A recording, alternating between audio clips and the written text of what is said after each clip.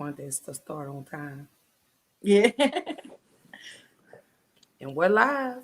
What's up? What's up? What's up? Y'all already know it's your girl Ash. Thank you for tuning in to another episode of Black Girl Interrupted. And tonight, oh, let me get my hands together. So tonight I got my girl Latoya with me. She's a well-renowned author. I'm about to call you an actress, girl. Look, you Oh see how I'm Lord, already don't add no manifesting. more to the resume. You see, I'm already manifesting that for you. I'm calling you an actress, but Right. that could come. But she is a We'll see. well-renowned author, and I just want to say thank you for coming on the show with me tonight. Go ahead and tell the people a little bit about you tonight. All right. So, good evening, everyone. My name is Latoya Alston, and I am the founder of Rising from the Shadows. It is a wellness brand that is focused on self help, self love, and self awareness. I am actually a new author of a book called Rising from the Shadows Life Behind the Smile, and here it is. All right. So I would love for you to go cop a copy of it. I have merch coming. I just got my bookmarks in. So I'll be having those. I got a journal coming out in March. But this brand, guys, it is one that is sent from God. I absolutely am believing in it. I know that it's going to be successful. And it is definitely focused on the whole person, the wellness of a person. And so I'm so excited to be on the show tonight with Ashley. Girl, I'm so happy to have you on here with me tonight. But before we even jump into talking about the book, getting to know you a little more, Okay. I want to first do my mental health check in. So I need to know everybody in the comments, baby. Tap on in. Let me know how How y'all y'all doing doing? today. How y'all doing? We doing a mental health check in today. I need Yes. to know. So while Yes. we waiting, sis, I need to know mentally how you doing today. How you feeling today? Girl, I am doing so good. I have been working on self-care. That's been my goal for the week. Yes, self-care. I feel like far too often we do not stop and take care of ourselves. Because people like me are so busy taking care of other people. So it took me 36 years, believe it or not, to realize how important it was to stop and take a moment for myself. So I've been doing that this week, and so it's really been good. Just taking time to breathe, relax, do nothing. That's my self care this week. Do nothing. So it's been good. It's been good. How about you? Mentally, you know what? I'm good. Mentally, you know what? I'm good, despite the fact that my back is killing me, Oh but I'm Lord, good. You know, um, we one day away from the weekend. I'm woo! good. Say it I am again, girl. good. Say it again. I did get back into meditating. I'm so looking forward to the new Mercury Retrograde that comes in effect Saturday. So that Okay. really kind of explains why my emotions and oh Lord, I've All over really the just place. been all over the place. I had to reach out. Girl, I had to reach out to my spiritual advisor and I was like, Raya, like, what the hell going on? Like, I'm up, I'm down, I'm happy. Like I wake up, my energy, I'm like on 1,000. I'm like, woo, Right, you right. know. And she was like, number one, Ashley, you are a Sagittarius. So you are a fire Oh, sign. so you all over the place anyway. That part. So she was like, but it's a good thing. She said, now is the time for you to continue to manifest everything that Right, you want. You right. know, it's good for you to keep talking about it, keep speaking on it, and reaching for everything that comes in comes in my path. If that door Absolutely. opens, don't, she was like, walk through it. Yes. Period. Is what she told me. She was like, walk your butt through the door. Look, I don't know if you heard the song by Dietrich Haddon called Open Door Season. If not, you need to listen to that Girl, because that has been my song this year. It's like, Lord, any door you open, I'm gonna walk through. Like you ain't even gotta tell me twice. If you open the window, I'm about I'm to gonna climb climb. out. Girl, I'm about to climb through the window. Look, just give me a little inch, girl, and I'm about to take it. So yes, like that is the song for this year, girl. Open door season. Just open all them doors and walk through them. Girl, Dietrich Yes. Haddon is like my favorite. He's one of my favorite gospel singers, despite what they say about him, despite the things that he's done. Right, right. I love him. Him, Smokey Norfolk. Oh Like, yes. let me tell you, Marvin Sapp, My That's Testimony old is school a right song there. I listen to every day. Like, if you haven't heard that song by Marvin Sapp, it's called My Testimony. Okay, And I'm when I gonna tell look it up. you, girl, Yes. Walk through I them said, doors, girl. okay. I was like, Right. yes. So let's tap into a few of the comments. Okay. We have Miss Raquel that tapped in. She says, welcome, beautiful. She's Hey talking to you. Raquel. And then I got my little brother right here. He wants to know, is the book for men? The book is for anybody. Oh, Um, I feel like if you have ever lived your life behind a mask, not able to live your truth out loud, anybody that has dealt with mental health, anybody that has done with self-esteem issues, anybody that has been in situations like I have where you needed God to come through for you and he showed up not when you wanted him to, because God knows, boy, God got his oh. own time. He does what he wants to when he ready. So anybody who literally has been through life, this book is for you. So you hear that, Warren? Yes, The bro, absolutely. that book is for you, Suge. That book is for Absolutely. you, babe. It's for Yes. you.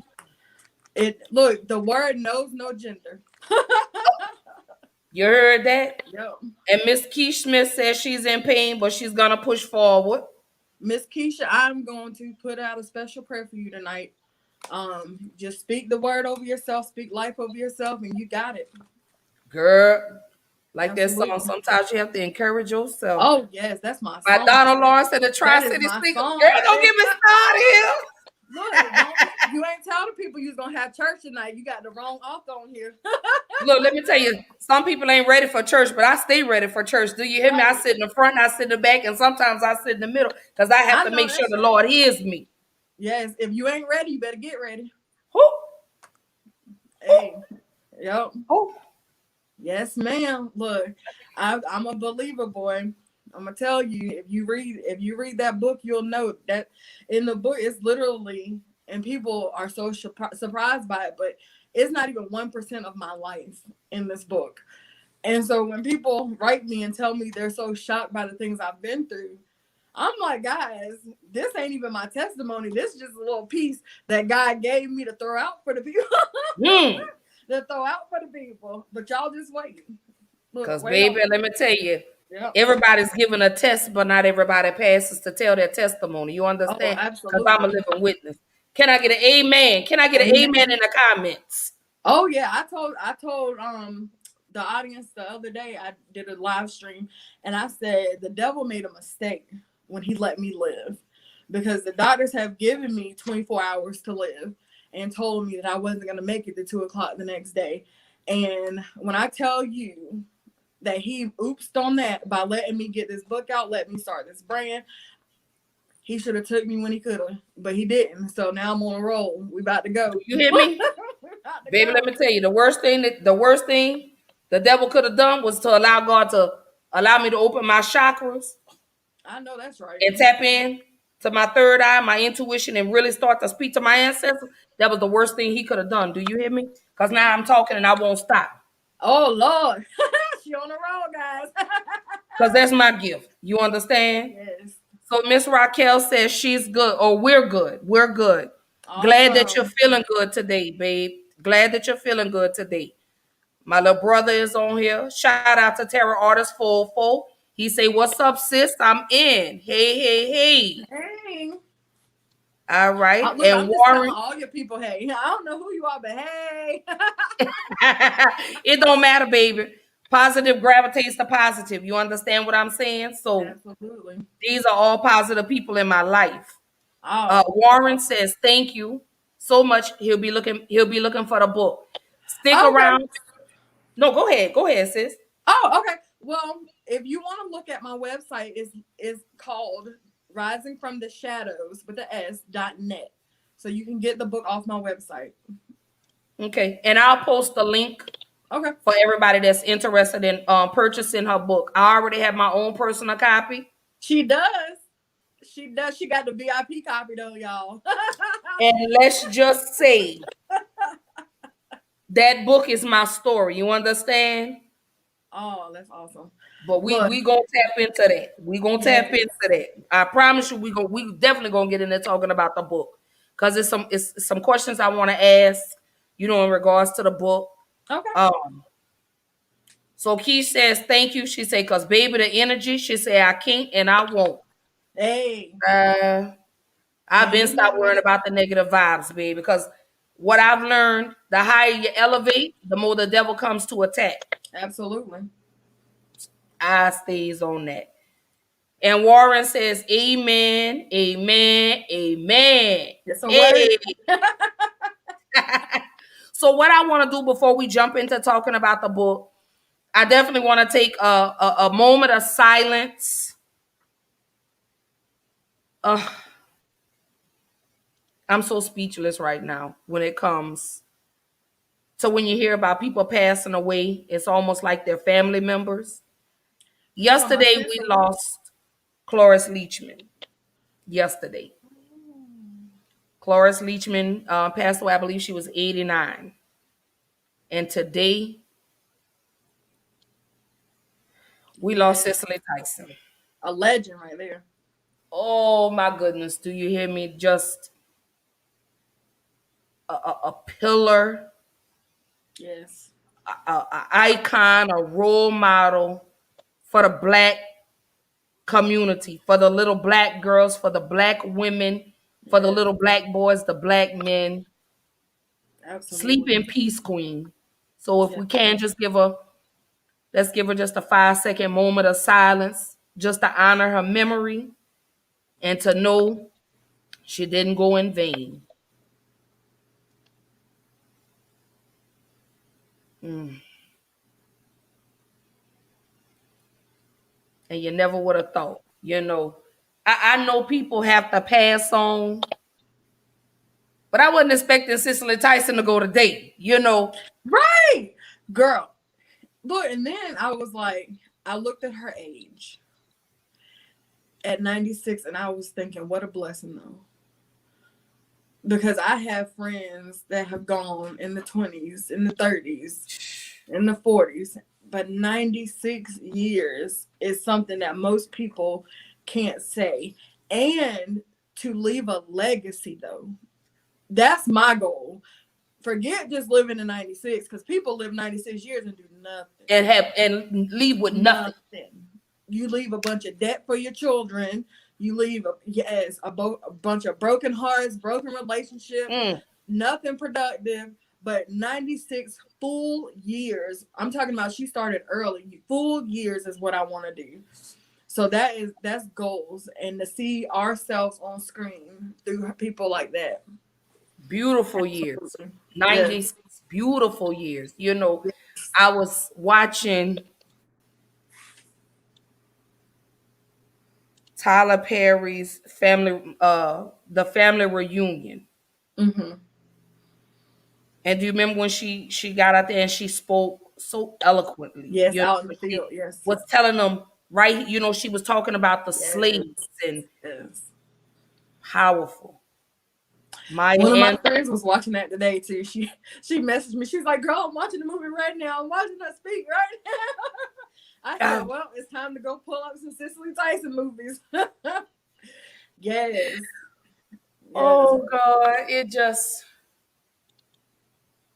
she didn't go in vain. I will Yes. definitely say that. I just got to post this picture one more time of her because Yes. that's Beautiful. a legend. You And I know, mean, she did not crack in her old age. no, When I no, tell you, she was gorgeous. Yes. that's almost like when Diane Carroll passed Oh away. yeah. Now that took me by surprise. I was like, what? I said 2021 starting off a little rough now. I was like, we don't need to do this. Not I this year. mean, but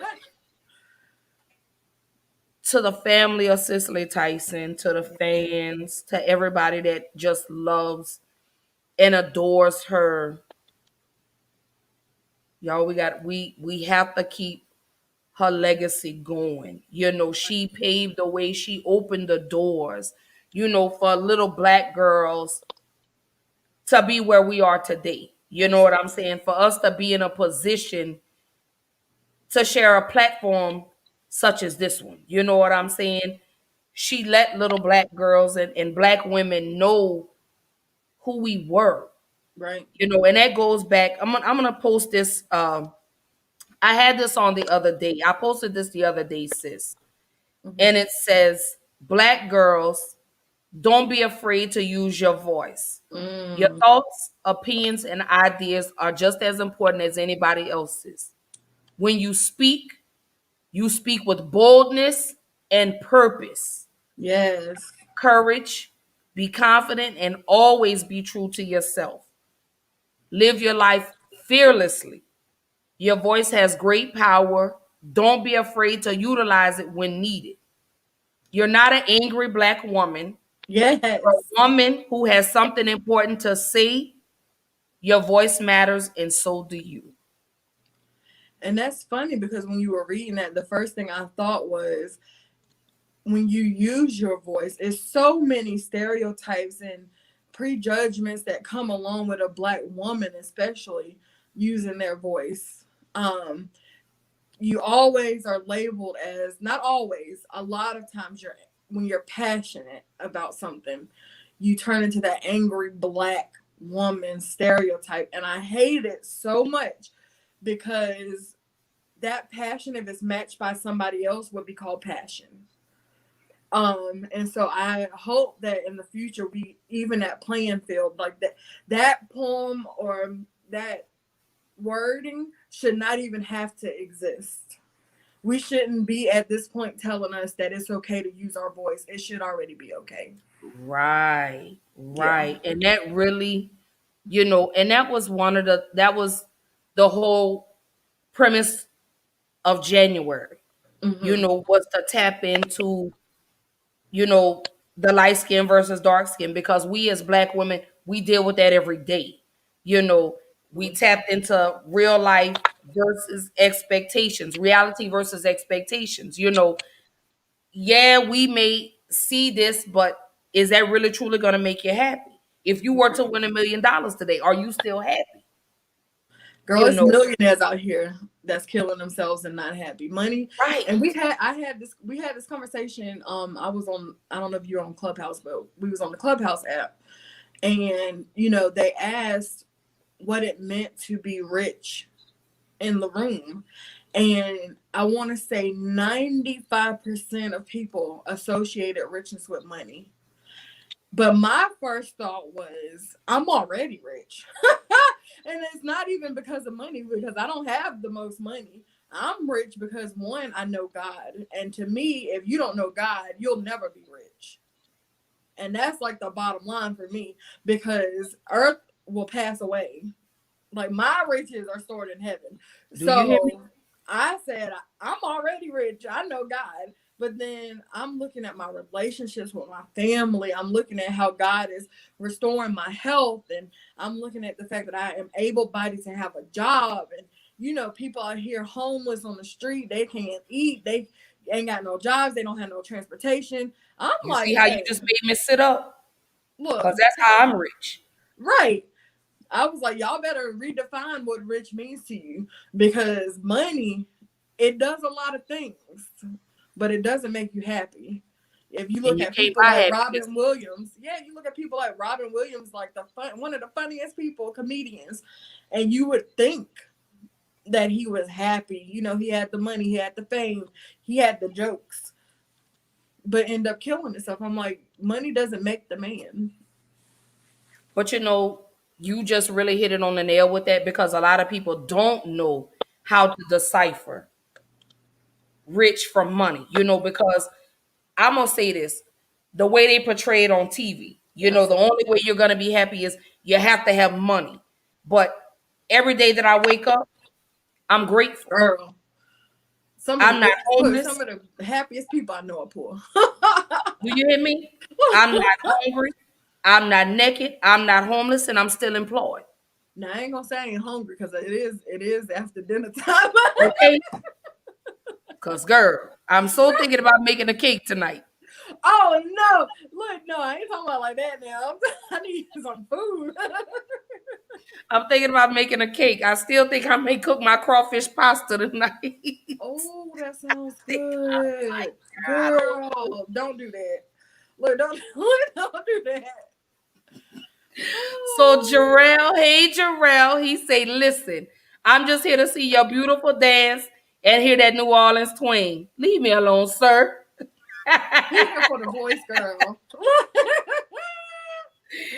OMG. Hey Teresa. Hey sis. I love you, girl. Miss you. And you need to send me some pictures of my nieces, especially Angelica, girl. Oh, Send me some pictures of my baby. Cause she's so big and so gorgeous. Oh shout my out to the gosh. babies. Girl, I love them. Love them, love them, love them. Look, let me So tell you, tonight's topic, like I say, it's no specific topic tonight. A brand new me. Open forum tonight. We talking about any and everything tonight, but I want to do a recap of what okay, we've talked about for the month of January. let's do it. So I kicked off January. The reason I chose, let me pull up my episode guide. Oh, girl, because that's the only thing that keeps me organized. Right? Because, baby, I It be be like that sometimes. sis, I really be all over the place. I be like, and then I had to send it to my radio guy and girl, just everything. So the reason I started, my sis say, Miss you more. My housewarming is March 13th. You doing it virtual? I told you I was going. You know you in the city and Tita Cantrell got y'all in phase one, girl. I ain't playing with COVID. Oh no, we can't mess with the Rona. Okay? And it's a second strain out. Look, and Woo. I've already had COVID, so I'm still having effects from that bad boy. So I don't play with the Rona. I have to travel in March though, the end of March because I'm moving back to Atlanta. So I have to take a trip to Atlanta so I can Yeah. go and find me somewhere to stay. Well, that's And important. then after that, I'm not taking no more trips. Supposed to be doing a girls trip in May, but I don't think that's gonna happen because I got invited to a women's empowerment conference in Illinois. Oh, Is it okay. gonna be in Illinois or is it in Biloxi? I think it's in Illinois. So that's pretty much. And then I have to start prepping for my launch party in October, which is gonna be in Atlanta because October 8th makes 1 year to the day that I officially launched my first episode of Black Girl Interrupted.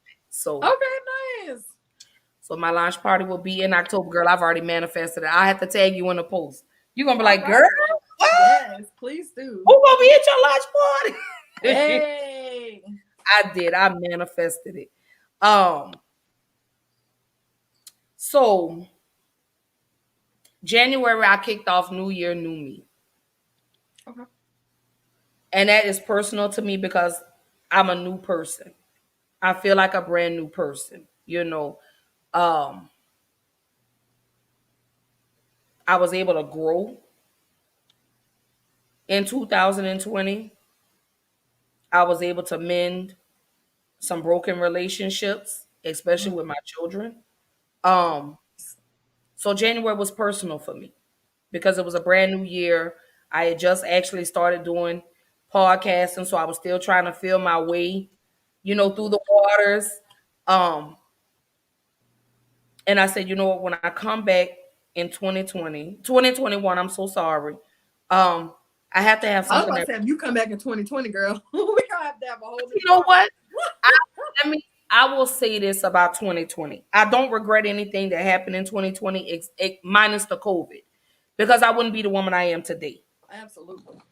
So a lot of those L's I took in 2020 prepared me for the W's that I'm reaching in 2021. And there gonna be a lot of them too. Yes, absolutely. So I opened January up with light versus dark. Colorism. Ooh, that's Does a color good one. really matter? And why does colorism exist in this century? The reason I wanted to kick off 2021 with that because I see things on TV, I see things on social media, um, and I'm like, we still doing this light skin versus dark skin? Like, why? We're black, all I should black, have been on that episode, girl. and all black is, and you should have, because all black is beautiful. But why do we as black women, we just we Define downing ourselves, man. a lady because she's dark? And my comment for that was light skin don't make you pretty and dark skin don't make you ugly. Right. And that's a conversation, some people really just don't want to, they're like, "Ooh, I don't want to talk about that." But on Black Girl Interrupted, we're going to push the envelope. Yeah. We're going to be forced into having these types of conversations. You got to. Somebody got to have them. You know, a lot of people want to sit and they want to talk about sex all day, or they want to do this, or they want to do. No. Let's start addressing the issues that we as black women encounter and have encountered for many, many, many, many, many years. You understand what I'm saying? This is where Right. trauma comes from. Ones that matter. Yes. So if you don't address the trauma, you'll never heal. Exactly. So that's why, brand new me, new year, new me.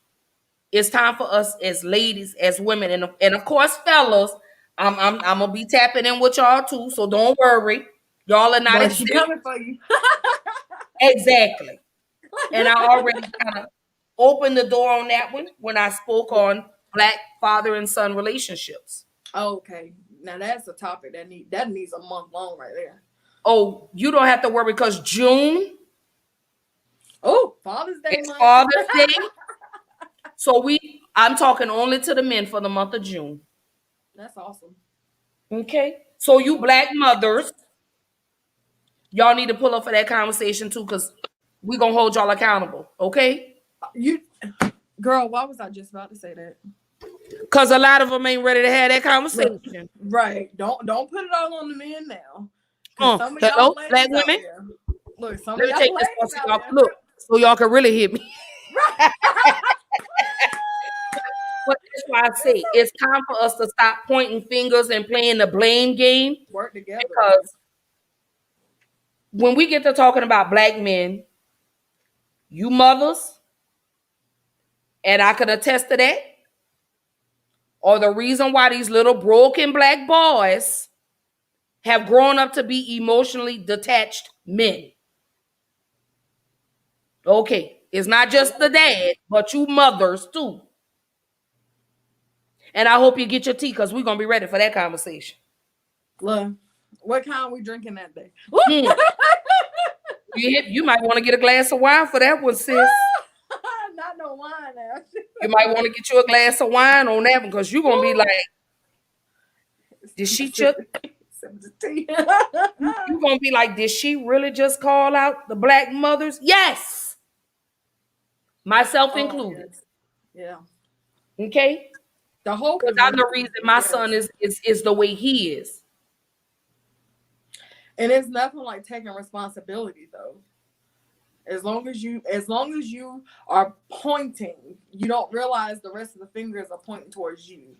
So you gotta take some accountability for the Because stuff that goes on, man. it's 4, 6, Yep. 8 pointing back at you. Oh, Right. okay. Got I to. thought somebody that wanted to take accountability said something. I love it. I love it. For this class stuff. Girl, the glasses. It's the A glasses for me. school will be in session. Do you hear me? Pull up, students. Yes. Yes, Pull up, ma'am. students. So You the ain't next, saying nothing but a word. and I know you better be ready to be tuned in for that. I will be. Cause whoo boy. Oh, I'm gonna touch some nerves with that one. I know. It's gonna Just be the some topic black on nerves. mothers. Yep. It's gonna be some black mothers out here. They're gonna be mad at you. Because I'm talking your truths. I live in mine. Right. Oh, okay. So just stay tuned for June, because June is Absolutely. baby, when I tell you, sis. So the next topic I went into was reality versus expectations. And not only did I ask, I said, what are the realities of life? Mm, What are they?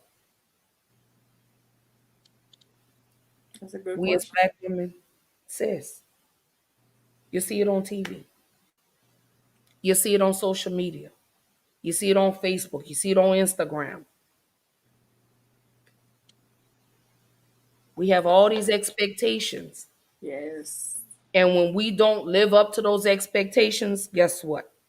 We beating ourselves up because we didn't live up to the expectations. Just live in the real. And it's not realistic expectations. Absolutely.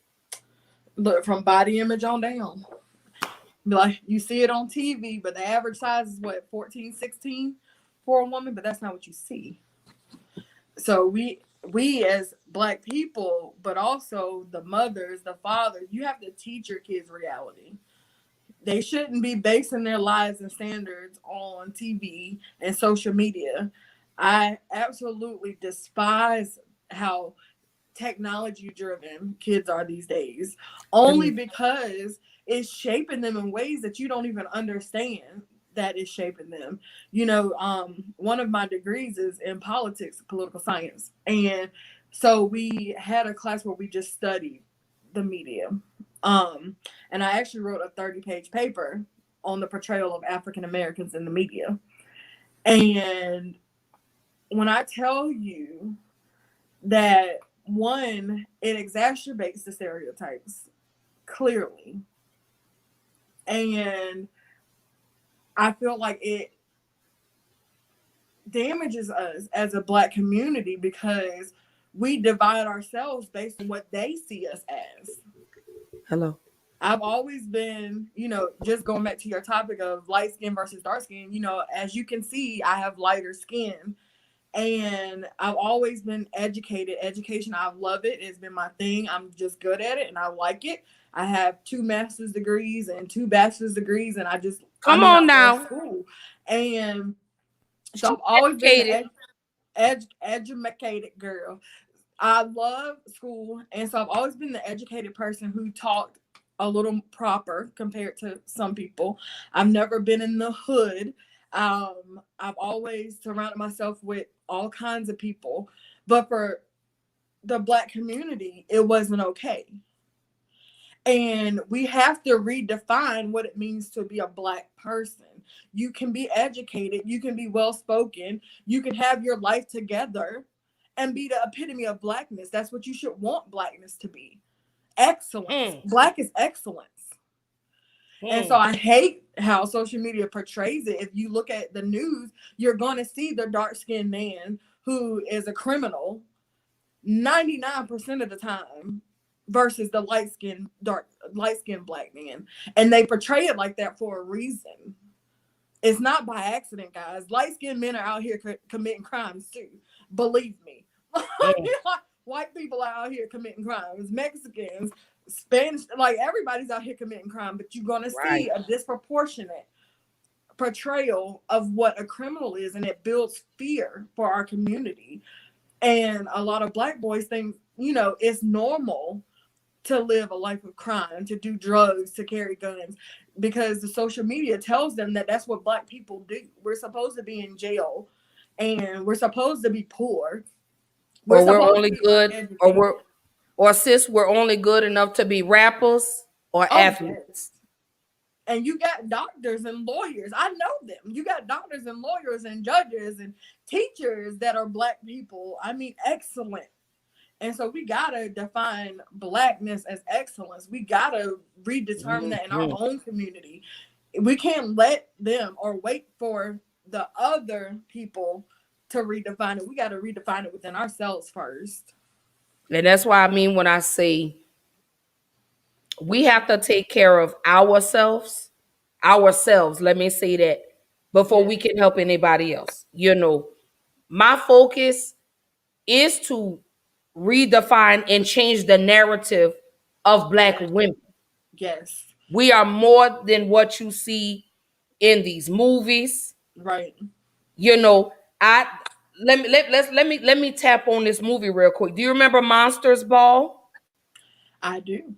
Okay, and you'll see Halle Berry had never won an Oscar until she did what? Degraded herself as a Black woman. That won her an Oscar. Let's look at Denzel Washington, Right. prominent Black man. Didn't win an Oscar until what, sis? Training Day, where he played a drug dealing cop, a crooked cop. So You this is saying what they it?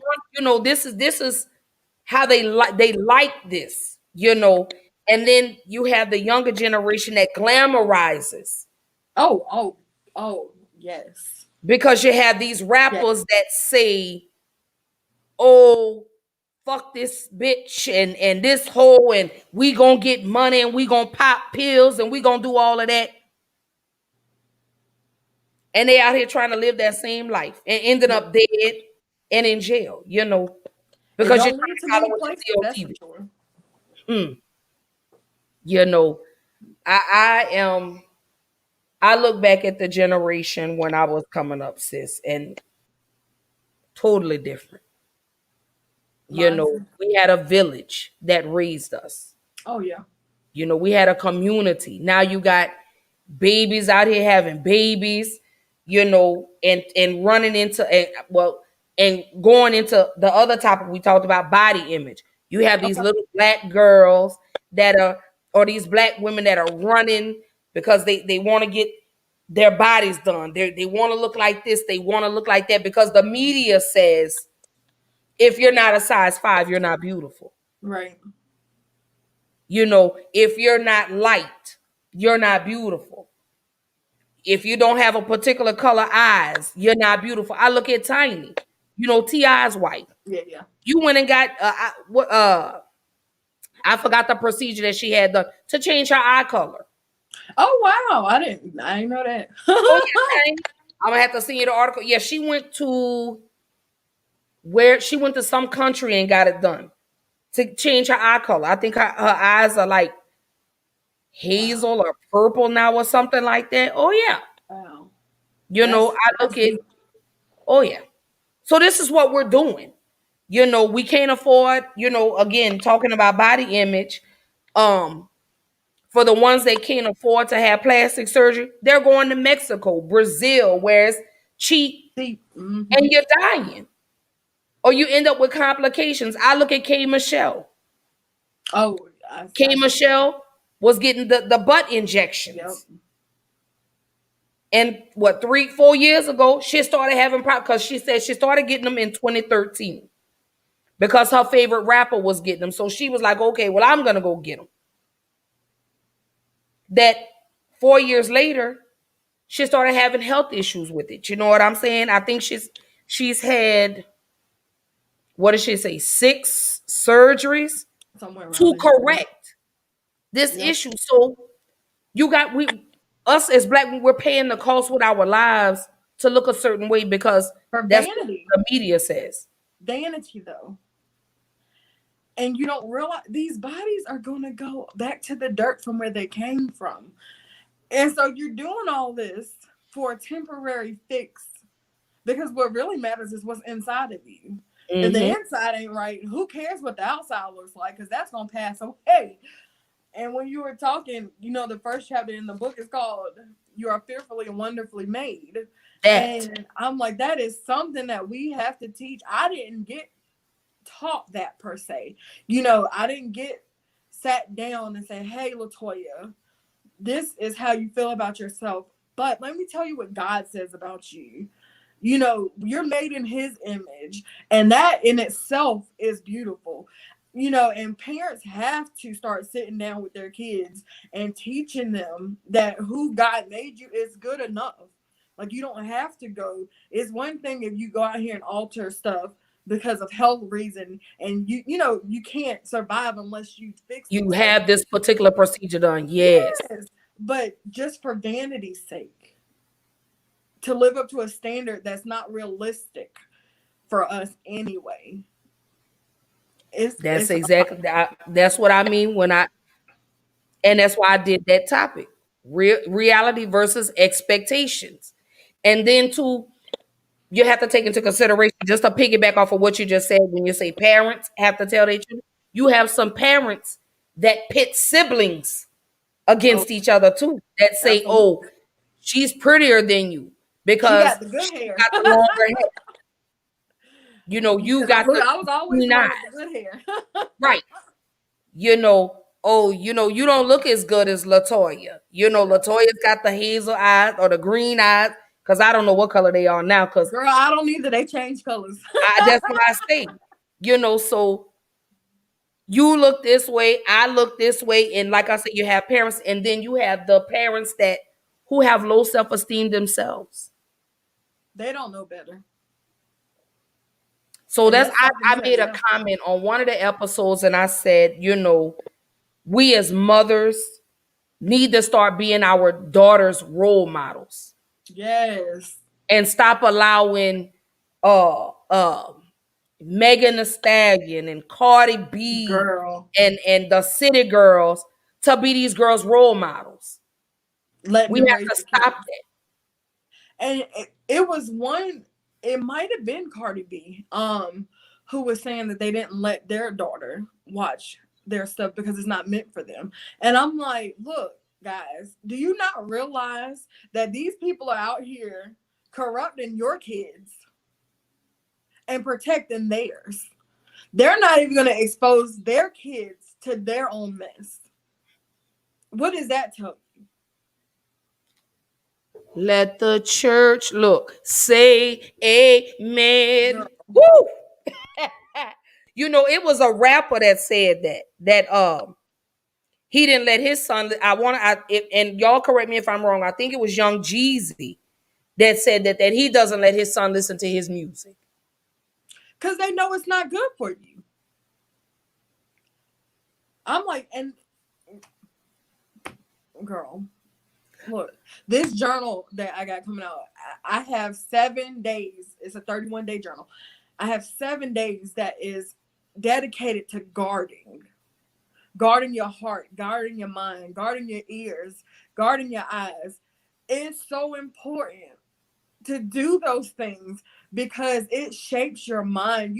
What goes in your ears, what goes in your eyes, it is shaping your spirit, it is shaping your soul. Like, people don't realize how important it is to guard the things that come into them. If you look at the power of music is my therapy. I tell people all the time, y'all better be glad I have music, because if I didn't, you wouldn't want to know me, because it changes your whole mood. Even if you listen to gospel, it changes your atmosphere. If you listen to rap, it gets you in a hype, like, oh yeah, we about to thug it out. Listening, and that's what people don't understand. What goes in your ears, it changes everything.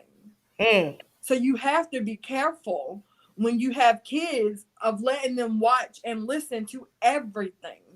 And then you're wondering where they're getting it from, because you're not teaching them to guard themselves. So let me ask you this, because I am the biggest Tupac fan ever.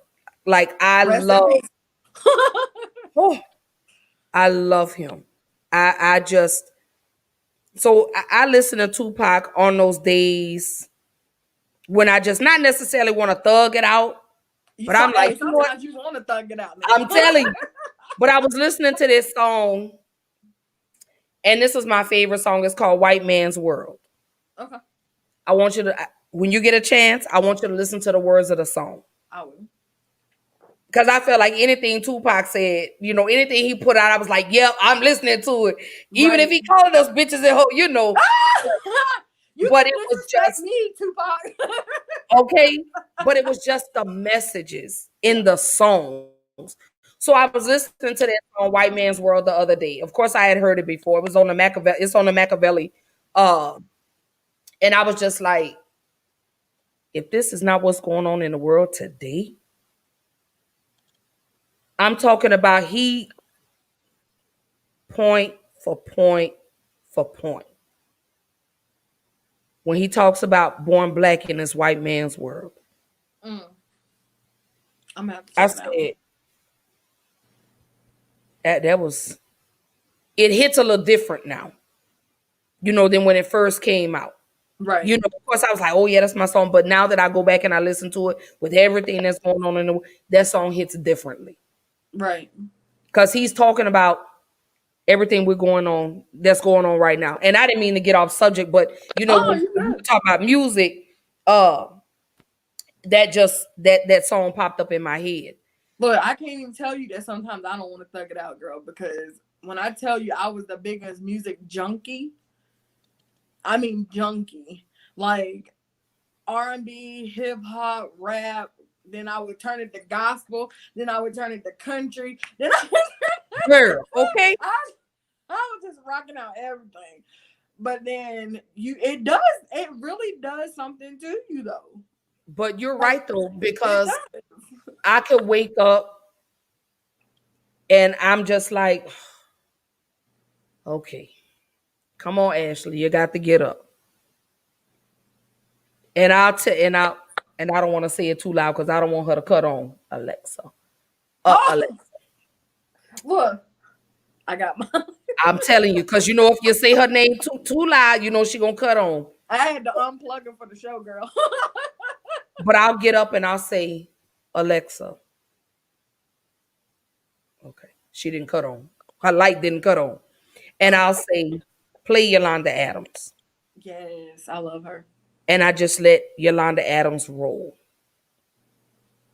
And I always give myself an hour praise break. Always. Always. I That's always have to take an hour and give myself an hour praise break because some mornings I just wake up and I'm just like, yep. thank you, God, for allowing me another day. Okay. Tuesday. When I was texting you, Yeah, yeah. I went and took my shower and I cried in my shower. Um, And I say, you know what, you right, God, you right, God. I know my baby gonna be fine. You right, God. And I was just like, it just seems I can't never catch a break. But I had to pull it back. mm-hmm. And I had to remember who the hell I was. Right. I had to remember who the heck God was. You know what I'm saying? I had to, and I told you, right, God, you got this. I know you told me just hold on. And I had to do that. I had to do that to, really bring me back. Because Right. I do have those moments where I get up and I'm just like, We all do. Yeah. you know, Yeah. so, You but I gotta thank him you every gotta day. be human. You gotta be human. It took me all this time to realize I was human. And I I, think and I'm a very big advocate of therapy. I love it.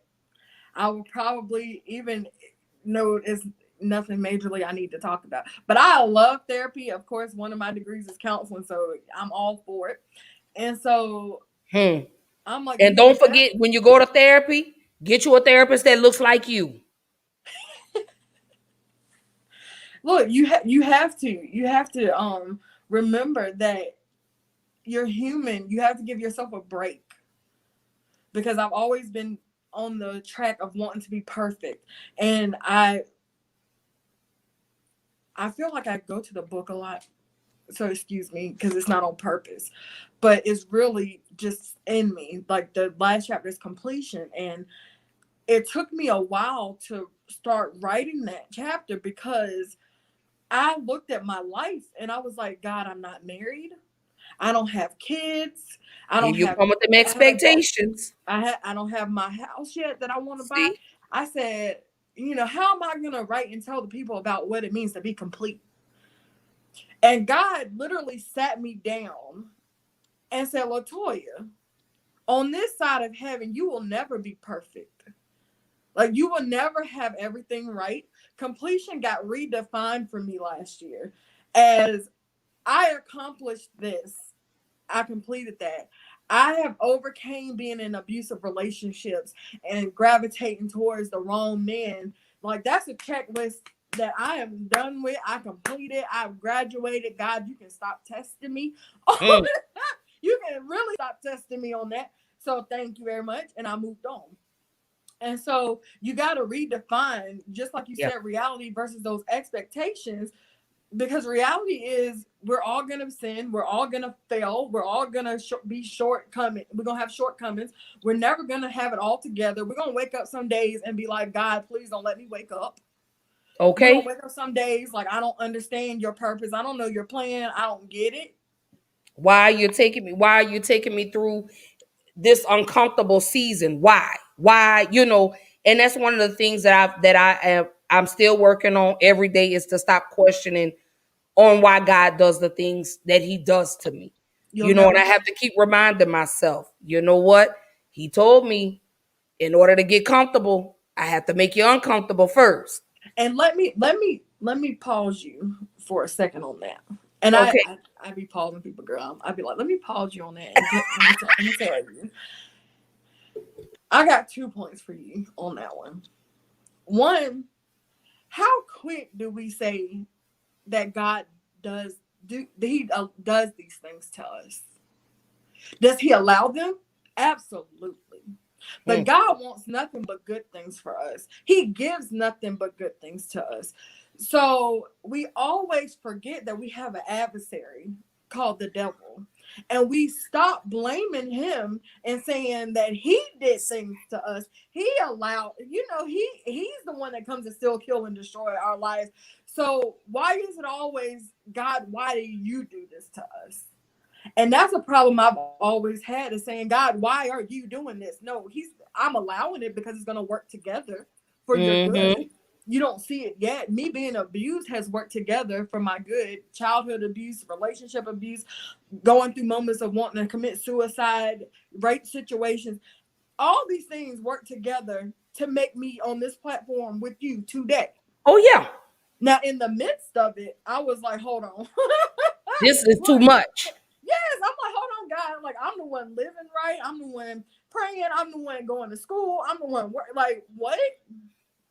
Why is this But not happening to the next person? Why is the next person that's not living right? Why are they that being part, rewarded? But I'm that doing part. this, and you constantly pulling me into the storm. Why do I have to deal with the rain? So I know, girl. But it works together, girl. Absolutely. It works together. We all have those moments where we don't get it. We're never gonna get the answers on this side of heaven. We're never going to. But if you go in the Bible and you read the story of Job, it'll sit you Mm. down. Because God allowed, he ain't do it. The devil said, can I come after your servant Job? God didn't do it, but he allowed it to be done. Mm. Now, Baby. God will allow you to get stripped. Your baby got sick, yes. You woke up with some back pain, yes. Does God do it? Probably not. Does he allow it? Absolutely. Woo. But is he still there in the midst of this? Of course. Yes. Is he going to bring you out of it? Yes. And he And always that's does. And that's always. why I say, I when I did an episode with my son, and on that episode, I said I created storms and got pissed when it rained. That was the second point, girl. Somebody said, "Ooh." I said, I We do absolutely stuff did. to ourselves, yes. I And blame said, God. now I created these storms, I created these tribulations with my actions, because for every cause there's an effect. And God, it's God's fault, though. And then Yes. I got mad when it rained. Yep. But it was Why you don't everybody pull me else's out fault. of this? But it This was your storm that fault, I created. Latoya. Yes. I'm blaming you because you said this to me. So, but you just reacted To what I off of did. what I said to you. You Yep. know what I'm so I was pissed when it rained. What the I said now how the hell is it raining? But this was the storm that I created. You understand? Right. At least you know now that it is the storm you I created. do not. When you have your child that comes to you and basically gives you an ultimatum and says, either you get it together or I'm done. Ooh. Ooh. That's a tough one right there. When you have a child that tells you that they are embarrassed to have you as a mother, Wow. That's strong. but I couldn't be upset about it. You want to know why? Because it was the truth. My son told me Mm. I acted like a ghetto teenager. Oh wow. Isn't that something when they make you face your own truth? Because I'm not going to lie. When I read that letter, first off, I was pissed off because you gave the letter to your sister to give to me. You didn't give it to me. So that was first and foremost. So that upset me. So I waited a couple of days after I got the letter and I read the letter. So when I sat down and I read the letter, I was alone. I was by myself. Read the letter. Ooh, I was angry. How the hell you see what those intrusive thoughts? Here we go. Because I'm already weak. Right. I'm already, I'm broken. So here, Vulnerable. Yep. so here comes the devil. Doing his job. So I had to sit back. Sadness set in. Mm. Because I was on the edge. I was done with life. Till I read that letter. I was through. I was like, you know what? My kids will be better off without me anyway. Wow. But that letter, I said, I got to get it together. So when I reached out to my therapist, she said, are you ready to put in the work now? It's work. So I took a deep breath and I said, let's go. I had to walk back through those doors to the beginning. And that's Face your something truth. we don't like to Yep.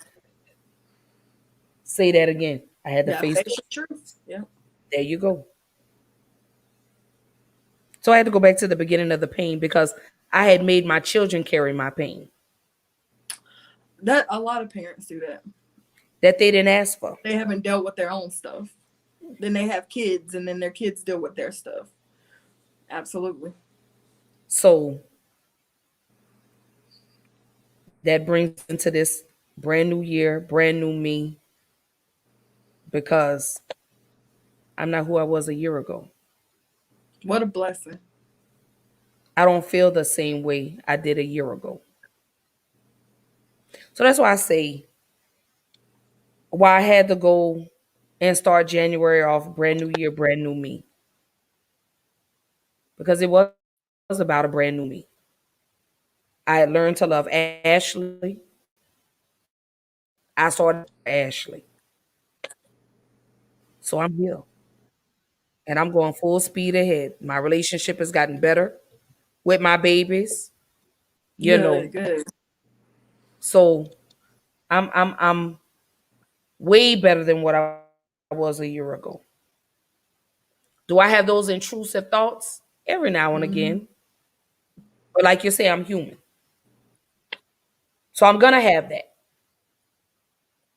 But I'm good though. I won't complain. Right. If we, yeah, if we just strive to be better than yesterday. So Yep. enough about me, because we've talked about me. I'm ready to talk about this book. Let me go ahead and pull it up because I downloaded it on my phone because Good. I got the app on my phone. So I want to go and I want to go ahead and jump into this book. Okay. I want to jump into the book. Let's do it. Oh, you got it. You got it. Look, she got the special copy, y'all. I'm telling you. Look. And the first page says, live your truth out loud. Yes. So that's what I did. I'm living my truths out loud. So Isn't before it I freeing, allow, though? what you say? I said, isn't it freeing though? Naked. It's like a whole weight just gets lifted off of you when you can tell the truth and be who you're supposed to be who God calls you to be. So before I let LaToya run away with her doing this show, well, her talking about her book, I do want to let y'all know that she did put a disclaimer in this book. I did. And the disclaimer, it made me cry. I got a little emotional with the disclaimer.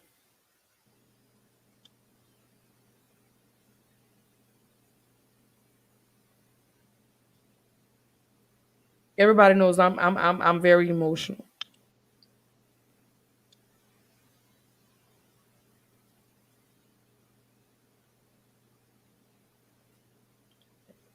Take your time, girl.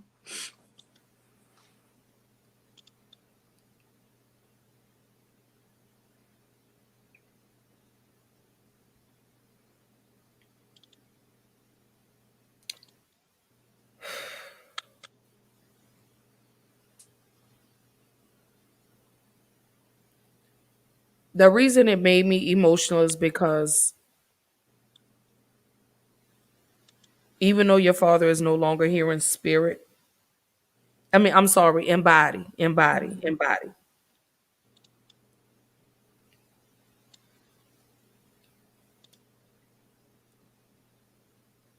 is because you were free to tell those secrets.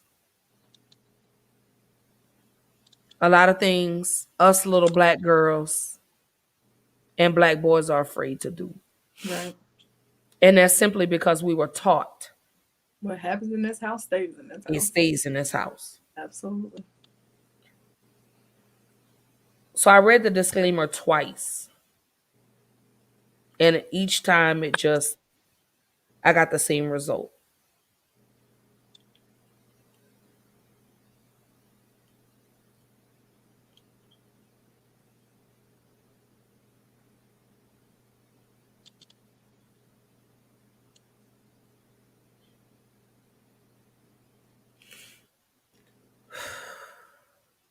Those secrets. Those damn secrets.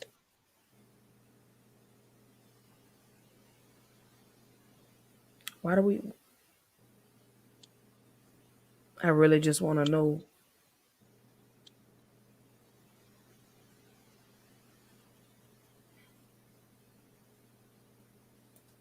Go ahead, Toy.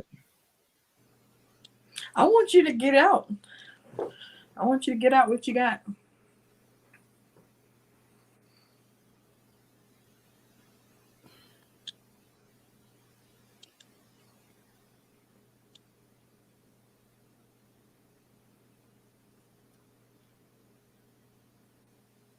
Everybody knows that I'm the most emotional person ever. Because I'm rereading it now. Read And you read to said them what you're reading. So the disclaimer says, y'all let me put my lookers back on because y'all know I be struggling over here. Right. She says, there was a lot of information unpacked in this book about my personal life. My father is no longer here with us on this side of heaven, but I want to say that I love him with everything that I am. One of the things I cannot write this book without saying is that mental health in the African American community is something that has not been made as big of a priority as it should be. I grew up realizing early that counseling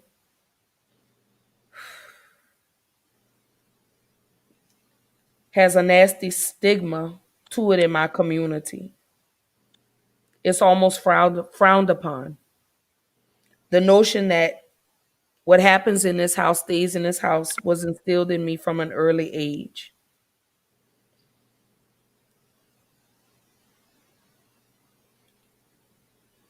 I know, I truly know and believe that had my father went and sought help, my story would be different.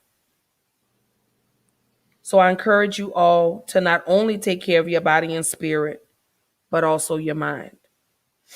There's nothing wrong with being a Christian and seeking help. God gave us people here on earth to help with our fleshy, physical beings.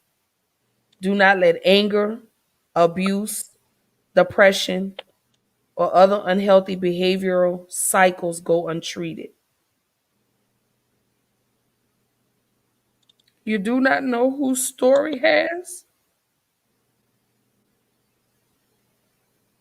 or will be changed or impacted negatively because you have not sought the help that you need. With that being said, please keep in mind that a lot of my experiences were due to a person without rational thought or behavior patterns. The love that he had for his family was there, but not always shown in the healthiest ways. That is something that I'm sure we all can relate to. Absolutely. Yeah, we can. Absolutely.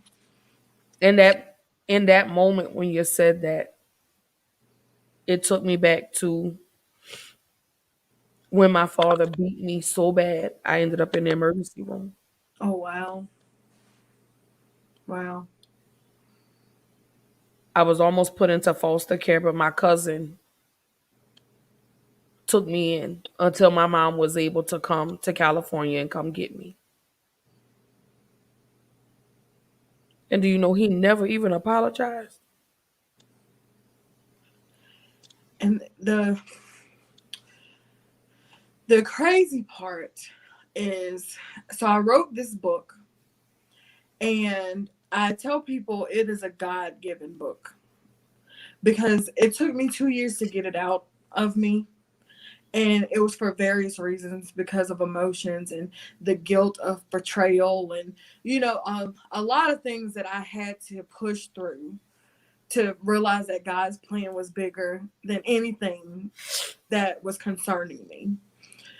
Um, but when I wrote the book, if you ask me right now to tell you the chapters in order, I can't do it.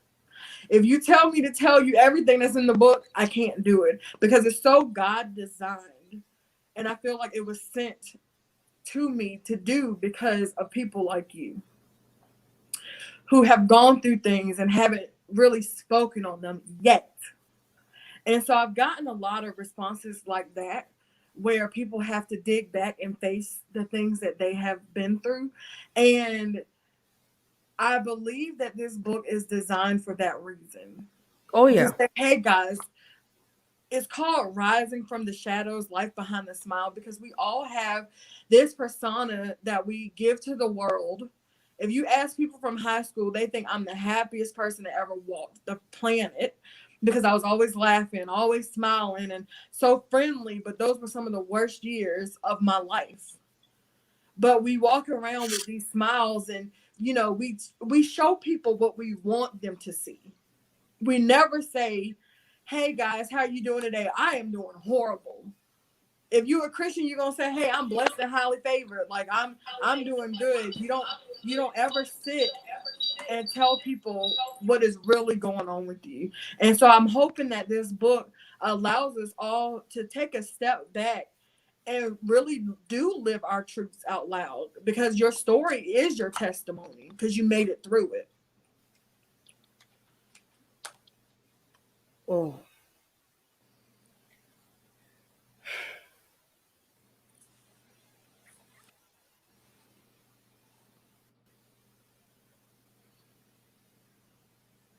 So I'm on page 80 of the book, just so you Okay. know. And I tell people all the time, we all share the same story. Everybody's story is just a little different. Yes. There we go. Uh, but working with my therapist and going back, I wouldn't change it. And I'm glad I found her. Right. Somebody that looked like me. All right. So let's jump into the comments because I want to hear more about I want you to tell the people more about the book. Okay. Hey herbalist. Welcome back.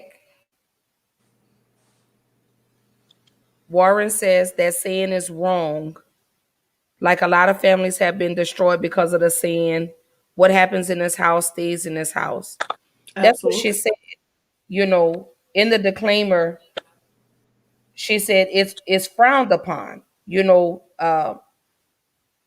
to counseling simply because We've it been was taught that. instilled, it was conditioned in her mind that you Absolutely. don't tell people what goes on in this house. What happens in this house stays in this house.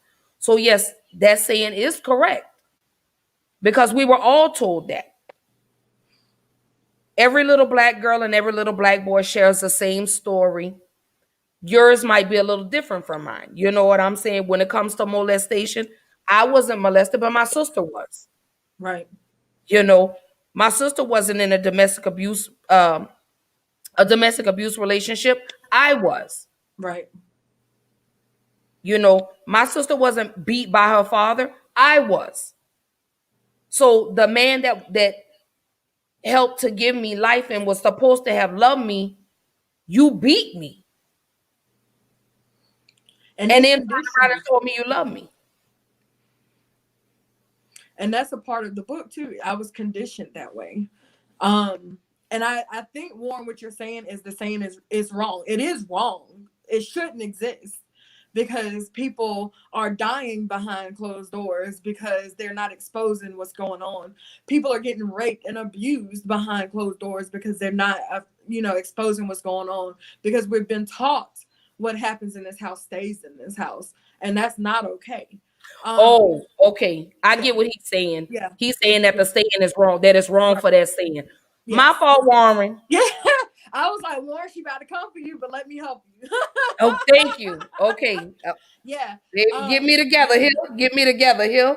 but it is true, and I didn't go to therapy until later in life, and I'm not that old, but later in life, um, because of what happened in my house. My dad was actually a pastor, and um, he Your was daddy too?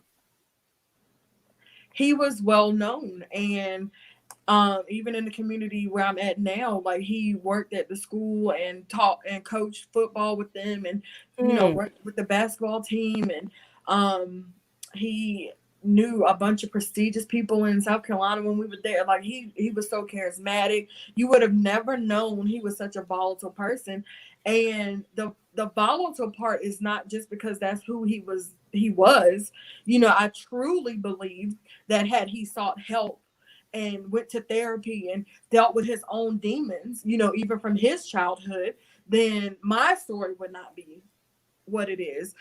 And that's the point that I stress with that disclaimer, is that, guys, go get help, because your story is impacting somebody else's. You're impacting your children, which is impacting their children and their children's. You're talking about generational curses. We can stop some of this stuff. Oh It yeah. ain't just the devil, putting curses on our family. We are spreading this cycle of abuse and bad behaviors. Like, they are seeing it from us, and we're teaching, our kids what love means. And your father is the first relationship for a girl, that you have, and you look at that and you model your life and what you're looking for, and what you don't get from your father, you search for in In somebody all else. these different men. Right. And so it's a nasty, unhealthy cycle that continues, and especially in the Black community, because we're not talking about it and we're not addressing it. we're doing nothing to fix it because we want to be secret. We want to hide it behind closed doors. So you'll think that, my house, we're the Christian family, or we Or have it we are together. Or, this. We're yes, this picture perfect family, but yes, not knowing dysfunction. what hides behind all, we're dysfunctional because, my father shot at my mother. My mother left him. My father was a well-known whore. You understand? And he's a pastor. He was, let me say this. He was a wonderful stepfather, but a horrible father. Got it. And So it he was happens, wonderful to everybody else's children, but you but were it's all horrible to your own. You cared more about women. You cared more about doing this than your own children. And then when I came to live with him, you beat me to the point where I ended up in the emergency room. Child services got involved. We had to go to court for this. Let me tell you how evil he was. You lied to the judge and told the judge my mom wasn't there, and you and your lawyer had just walked past my mom sitting in the hallway wow. because you wanted them to put me in the foster care. And you never even, when I asked you about it, like I say, when I had to go and I had to do my healing, I had to go back to the beginning and I had to ask those questions. Yes, absolutely. And to this day, he still cannot tell me why he did what he did. But I said, you know what? I have to take it for what it is because I have to heal. I have to move on. So anyway, like I said, I'm on page 85 in the book. And y'all, I just sent her the book, so it's not that she couldn't have finished. I just sent it to her. Because the night you sent it to me, I didn't read it that night. I started it that Saturday. Yes. And I was like, I need to be in my bed reading this. I needed to lay down to read this because Wow. that first chapter,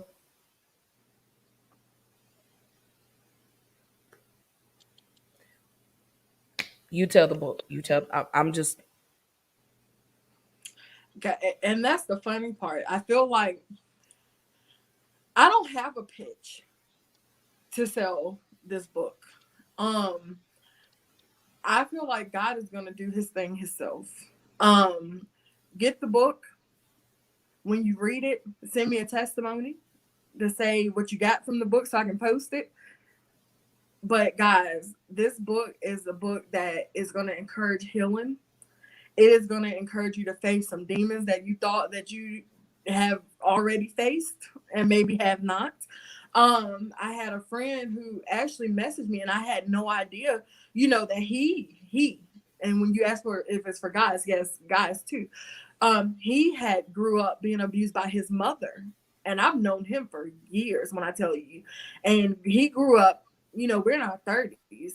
He grew up picking cotton in the fields and, his dad needed him to get away, from home because of the life that he had there. And he's one of the most successful people that I know. And so this book brings out stuff in you if you let it. I'm trying to And keep going because I'm trying to get to page 85 because I'm okay, gonna. I, okay. I It just brings asked some questions, but go ahead. okay, Keep okay. talking. It brings healing and restoration, but it's a story, guys, of redemption for me. It's a story that says that it doesn't matter what I've been through. Because I serve a God that allowed me to go through it. He never left me. He never forsake me. He was always there in the middle of every storm. One story I told in the book, I had every intention to go in the house and committing suicide. And I told my friend that was with me that night. And her response was, I got to get up early in the morning to go to work. And she left me to go kill myself. And so in that moment, it took me back to a lot of, areas of God. Is my life not worth it? Like, I've known this girl since I was a child, and, it was pretty much, okay, bye, go die. And so it's stuff like that in the book that I address and I feel like people can relate to. And it's not that you've gone to try to commit suicide, but maybe that you've been in a situation where you needed somebody and they weren't there. And the Mm, only thing that kept you was the grace of God. And so I feel like the grace of God has been all over my life. Like I should have been dead. I should have been gone. I should have been on drugs. I should have been abusing alcohol. I should have been freely giving up my body to people. Like there's a lot of things that I could have and should have done to deal with the trauma that maybe you have. And you need to go back and say, let me see how I can do this process of healing. And so I really encourage you, if you know anybody that has lived life, to get this book and share it, because it is just the beginning, but it's a beautiful start to show you the redemption of God. So it's 105 pages in the book. Mm-hmm. And most likely, I'm probably 9 times out of 10, I'm going to finish the book tonight. Okay. So I'm on page 85.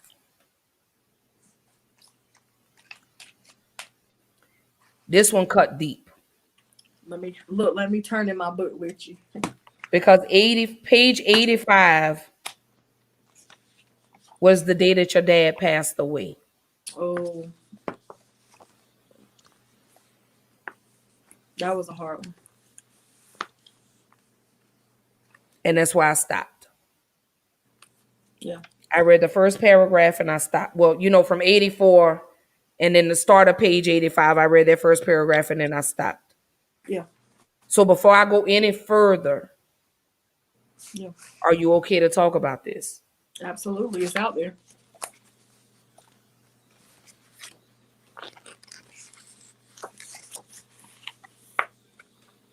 I want to first say I love you so much. Thank you. I'm so proud of you. Thank you. That means a lot. That you said, you know what? It's time for me to turn my diary. I need to make my diary verbal. Yeah. Because this was a diary. This book was your diary. So when you said,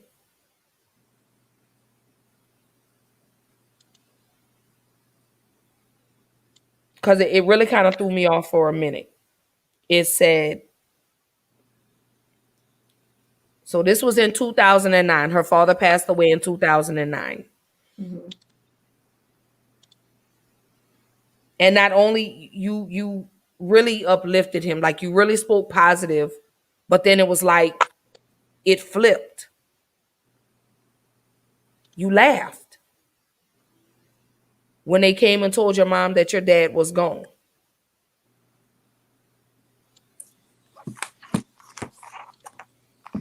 It confused me, I guess, because at one you said he introduced me to the concept of faith and healing. He always told me that God sent his angels to protect us and that we could have anything we asked God when we prayed, including healing.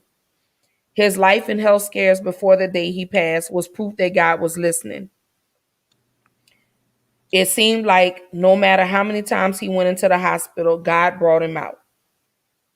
I can remember the doctors overdosing him and telling us he coded on the table on 2 occasions. I can remember them telling us that it was his time to go home to be with the Lord several times. But he always survived and pushed his way through his infirmities. I think I said infirmities, I'm Infirmities. sorry.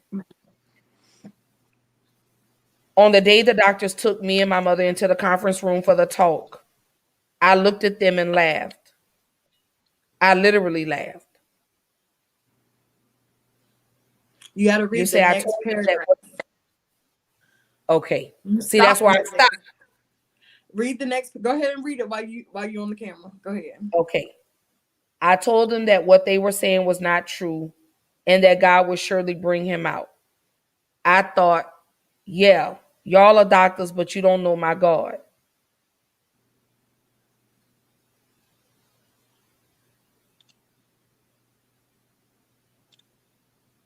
That part. God had brought him out so many times before. Why would this time be any different? I mean, he was only 51 years old with the spirit of a 25-year-old. Surely the doctors did not know what they were talking about. In my eyes, he had so much life left. He had so much life left to live. The truth is, they did. And within 3 hours of their talk, my father passed away right before my eyes. Yep. I was devastated. I had uprooted my life, changed jobs, dropped out of college, and lived in the family center to help take care of him. We had a dysfunctional relationship, but I loved him more than any other human in this world.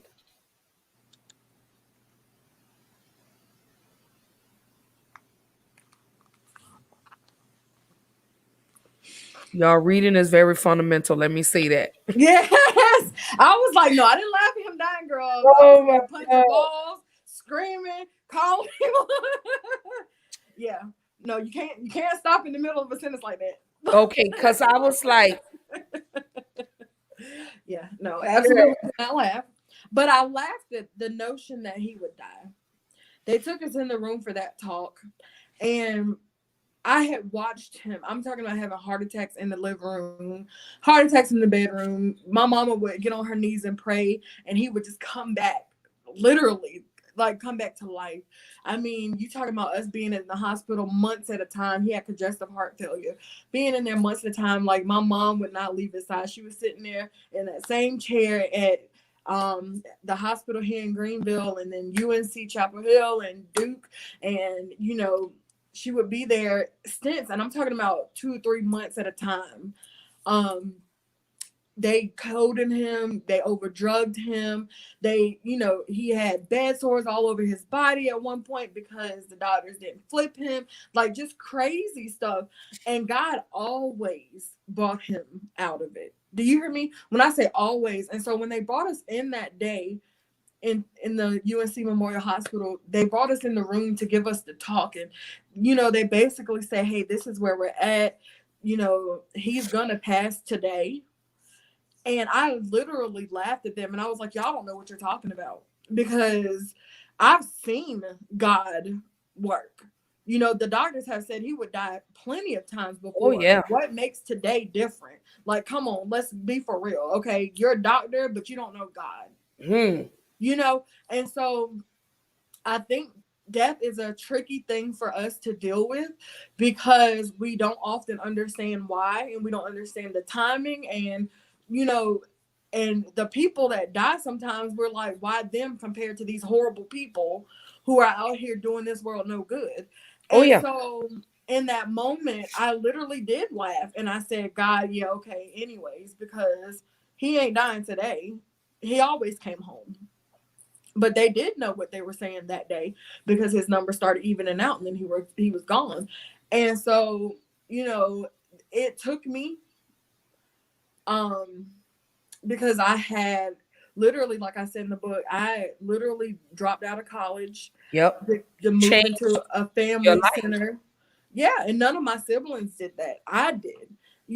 And I was living in hotels, going back and forth. I was working at TJ Maxx in Durham, North Carolina, and I was taking cabs from the hotel for the first time in my whole life. And, just trying to do what I could to make sure I was there and present, because people don't realize, just because you're abused by somebody, that doesn't negate your love for them. Parents you love unconditionally. It's just rooted in you to love them. Now, I don't have to deal with you. And sometimes for your health, your mental health, you don't need to deal with people who are volatile to you. But you have to love them. You have to forgive them. And at that point, he had already been forgiven. Yeah. And I was doing anything I could, because that was my father and I loved him. And so, that part of the book is always touchy, just because people will read the story and then they'll be like, well, why are you so? I was depressed for 3 months. I didn't get out of bed when he passed away. And I mean, I didn't go to work. I didn't go, like, I was just so, I don't know what to do with myself because my whole life revolved around this man and Yeah. him controlling my life. And, you know, like waking me up at 3 o'clock in the morning, like, where you at when I didn't live with him, you know, just craziness is what my life was based off of. And so it wasn't normal to not have that, you know, dysfunction in my life anymore. And so So it was almost you had to reprogram it again the whole life. because you had your dad for 25 years, you Yeah. know. Yeah, you were 25. No, Yeah. 25. 25. Okay. I wanted to make sure I read that right because I was like, Yeah. yeah, you were 25. Mm-hmm. So you had him for 25 years. So it was like, okay, how do I function now? Yes. You know, and Absolutely. like I said, and you know, reading the book, like I said, I'm on page 85. And it was like, this baby really had to rearrange her life again. It was almost like you were throwing this monkey wrench again, you know, even going back to, you know, the previous pages in the book where you found that you had polycystic ovarian syndrome, that you were Yes. diabetic, you know, it was like, is she gonna ever catch a break? Girl, I'm still, look, I'm waiting to go to the hematologist next week to find out where my blood is at. So it's not even, you know, I feel like catching a break is relative.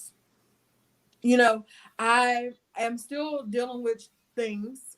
And as I said, I'm human. And so life is never going to be perfect for me. Mm-hmm. And I still, you know, I'm sitting here now because I've been in a pre-cancer state for a couple of years. And, you know, so everything freaks you out when the doctors call you and tell you, hey, we need to talk to you Oh again. yes. And so, um,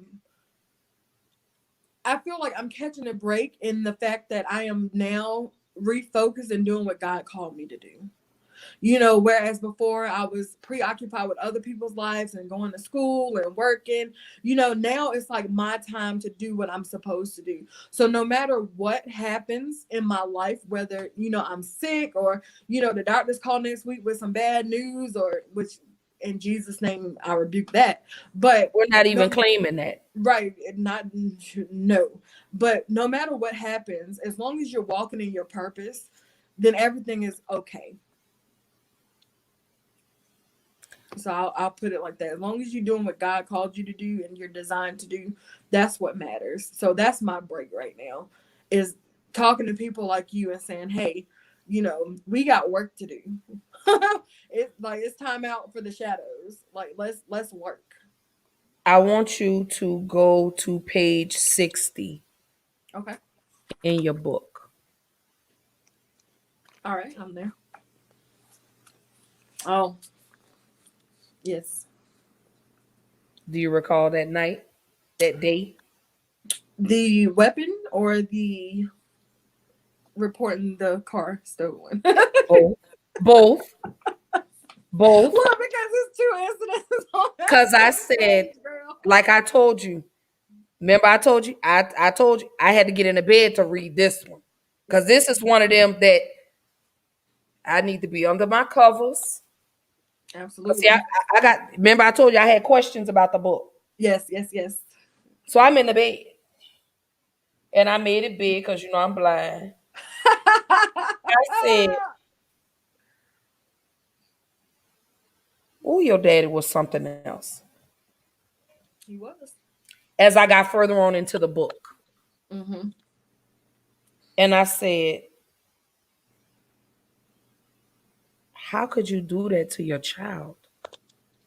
I was angry at your dad. And he's no longer here in body. Right. But I said, that's some BS. Now, how you give her a car, then you turn around and you call the police and say she stole the car. The Absolutely. weapon is what took me out. I was like, Not take you out, girl. I said, Jesus, just take me on to the upper room. Just Yeah. take me on. Because I said, no, she making something up with this, So I had to go back a couple of pages to come back to that page. And I say, oh, It's all real story. Yep. And I, the crazy part is, well, there's always real life people that can vouch these stories because they live there. But with the car situation, a lot of people have control problems. And part of his was control. uh-huh. And most people who are abusive have control power issues. Oh, And yeah. so that was something that was very real for him because when he took the car, I didn't live with him. I had already moved out, I had my own apartment. It was several occasions. I would wake up some days and my car would be gone from outside and I'm about to go to work. And he had taken it. I'm thinking my car done got towed or something. And it was gone because he had took one of my brothers with him to go get my car in the middle of the night. Mhm. Um So now he's and got, and that was, and not to cut you off, but I think that was the saddest part was that the other family members participated in this. and then you have to almost disclaim that by saying they grew up in the same house as I did. That. you know and so the control didn't always come out with them with being physically and verbally abused, but the control was there. And so even when he was sick, like 130 pounds wet, he still had the same control and same Mm, power that he did when he was 200-300 pounds because it was conditioned already. yes. So I can't fault my brother because if my dad at that time would have told me to get my butt up and come take this car with me, I would have done the same thing. Because he was conditioned. Oh, yeah. And so, um, and that's why I say, girl, like the night when, I ran from home, I ran to a friend's house and it was crazy because I literally talked to him, not that long ago. And I told him, I had wrote the book and I said, I put a story in there about, the night I came home late and, my dad threw over the TV, gave me a black eye, busted lip. He called me all kind of whores because, Oh, I yeah. was coming in to sing happy birthday. But the truth is, at that time I was still a virgin and I went to go hang out and I just happened to be late. And so he was like, yeah, I remember that because they came looking for me. And that's in the book. They came looking for me, at his house. And so, guys, none of this stuff is made up. And this is literally 1% of my life. And so I never want to make it into a bashing him session. It's really a life lesson for people who are going through these situations. Mhm. To have the freedom to go speak and get help. A And lot tell of their story. Yeah, a lot of me not getting help was because of my siblings. I had a fear for them and I didn't want to disrupt their lives. And, me telling my story or me going to therapy meant risking their lives, and because I didn't feel like it was as bad for them in that situation, because he had more of a problem with females, than males. And a lot of people who have control and power issues are that way. And so, I didn't want child protective services to come in and take them away and then I not see them again. And, those are things that weighed on me as a child trying to see what I needed to do for myself. And so that's why it took me so long, literally, to get help because I didn't want to destroy my family. So yeah, it's real. And that's typically, like I said, that's common in the Black household. Absolutely. We do whatever we can to protect our loved ones, even if that means, continuing Hurt to ourselves. endure the abuse. Right. But not only are we enduring the abuse, but it turns into self harm. Yep. And that's how it was with me. Hmm. My father was abusive to me. I feel like, if I would have stayed longer with him, he probably would have beat me again. But um, I look for it in relationships. Yeah, And like I say, all of us share the same little story. Yours is just a little different from mine. absolutely. And even to this day, I've forgiven my father. I have. I just don't. I love him from a distance. Because I've just come to the realization that we have to stop normalizing toxic relationships, Yes. and that Say that includes again. family. You know, I cannot stress that enough. We have to stop normalizing toxic Toxicity. relationships, Yes. and that includes family. Yes. I actually, sis, I don't know if you saw, but I made a post. I put a post on Instagram today, and it says, let me go to it.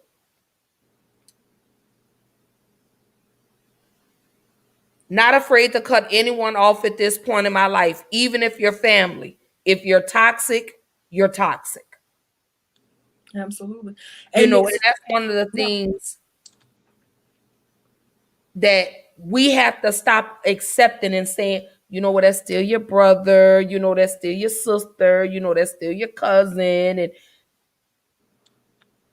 if your energy is draining to me, it's draining. Yes. And I'm different when it comes to that I because of how I grew up, I did not have a close relationship with my extended family. And you'll find that a lot too, where you're in these situations and you're not exposed to people because it's easier to control you when you're isolated. And so I did not grow up, having a good relationship with my aunts and uncles and cousins and all that stuff. Because it was just me and my brothers, like really ride or die, and my sister too. I was a Mhm. little about 10. And so I tell people all the time that family and relatives are two different terms for me. And it might not seem normal when I say it, but I mean that from the bottom pits of my heart, my stomach, like whatever you want to say. Oh yeah. Relatives, I can't control who my relatives are. That DNA that runs through you, God did that. That was his thing. He Right, determined that. right. But my family, if I can't trust you and I can't rely on you and depend on you and have a everyday I know you got my back relationship, you ain't family to me. And people hate when I say that to them, but it's my reality. Expectations, reality is my It's the reality truth. that I There we made for go. myself. I have a best friend that, I mean, she closer to me than some of my siblings are, and that's my rider. What I'm saying? Like when I was in the bed and I couldn't walk and the doctors told me I was gonna die and I was so sick, and she was the one over here, going to get my food, going to pay my bills, cleaning up my house.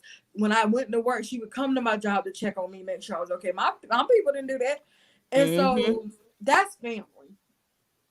You know, I ain't gotta never worry about going through life by myself because of people like that. And Oh yeah. so we gotta stop attaching that word and giving it so much meaning to the point where we keeping people who aren't good for us. And you know what? Redefine family. Your relatives, like I said, you can't redefine that. It is DNA. But redefine family. Yeah, your family is the people that's my sister, so I can't let you go. That's my sister, like you're my family. Oh yeah.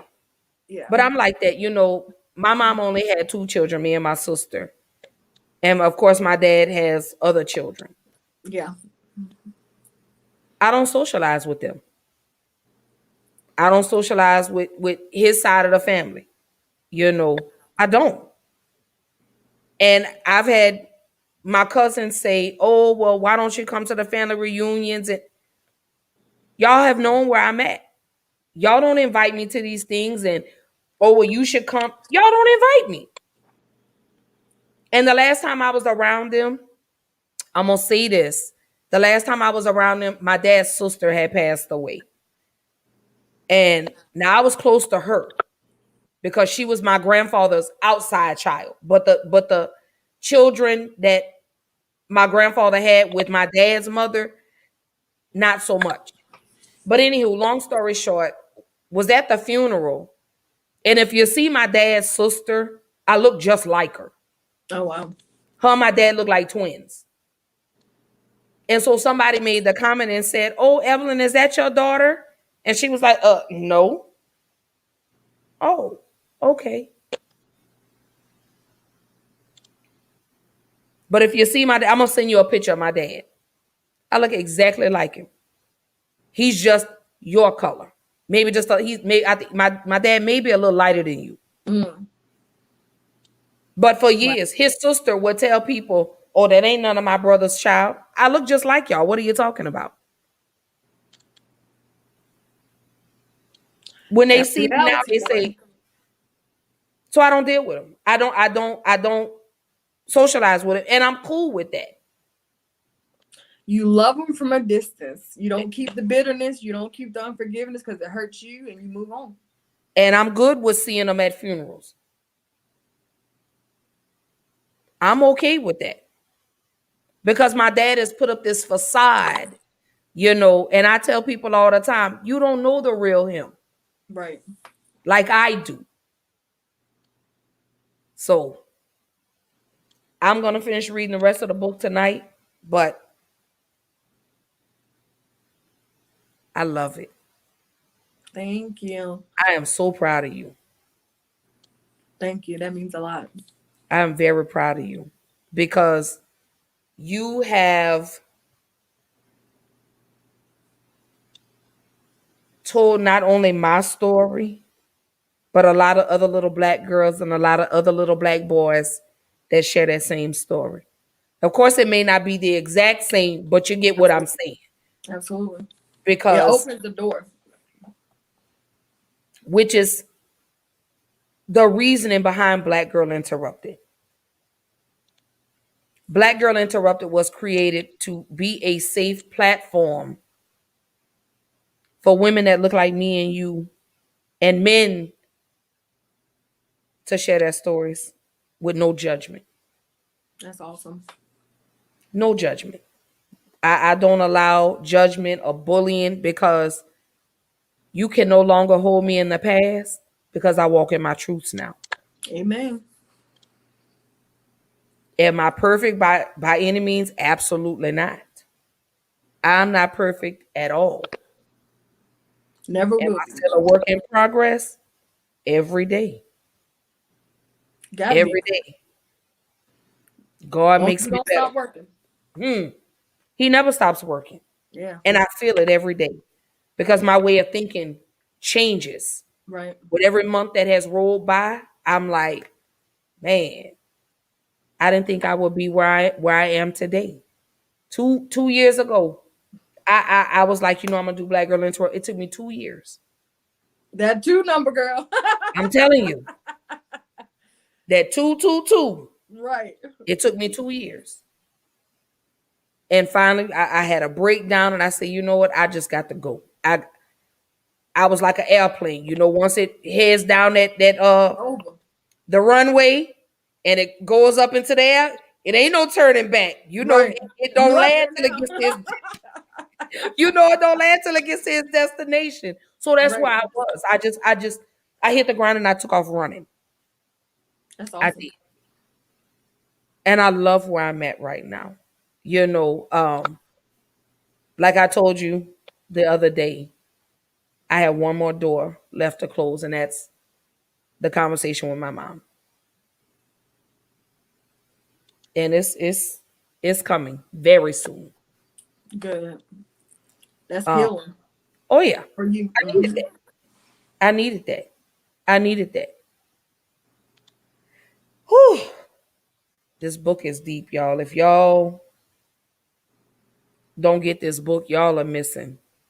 Y'all are missing out because this book, like I said, I'm on page 85, and then I love the fact. Let me pull it back up.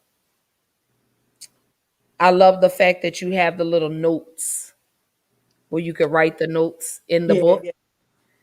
I need to print. You know what? I need to email it to my. Well, you know what? I could print it out. I could print it out. Um,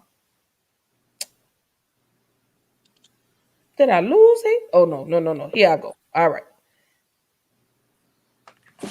Okay, here we go. I want to show y'all the little notes where you can write your notes down in the book. So get the hard copy. I'm gonna download this one.